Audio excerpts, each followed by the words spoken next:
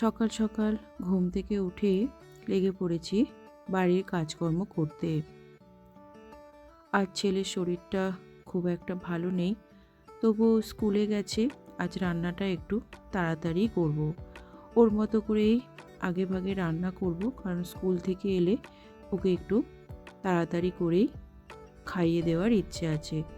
তাই কাজগুলো একটু তাড়াহুড়ো করেই সারছি। পুরো বাড়ি ঘর দুয়ার সুন্দর করে ঝেঁটিয়ে নাতা দিয়ে এখন চলে এসেছি বাসি বিছানা গোছাতে। আজকে বিছানাটা ঘর দুয়ার মোছার পরেই গুছোচ্ছি, তার কারণ ঘরটা খুব নোংরা ছিল।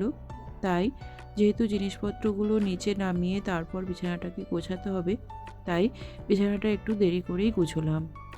এদিকে আমি রান্নাটাও বসিয়ে দিয়েছিলাম, মানে ঝাড় দিতে দিতেই আমি রান্নাটা বসিয়ে দিয়েছি, যেহেতু 10:30টার মধ্যে আমাকে ছেলের জন্য রান্নাটাও করতে হবে। আর ওর শরীরটাও যেহেতু ভালো নেই, তাই একদম হালকা পাতলা ওর জন্য রান্না করেছি সজনে ফুল ভাজা, সাথে একটু ডাল সেদ্ধ করেছি, আর করেছি হিঞ্চে সেদ্ধ, যেটা আমি আলু দিয়ে মাখাবো। লাউ ডাঁটা আলুর ঝোল করবো ওর জন্যে, যেহেতু শরীরটা তো একটু খারাপ, তাই একদম হালকা পাতলা ওকে খাবার দেওয়ারই চেষ্টা করব।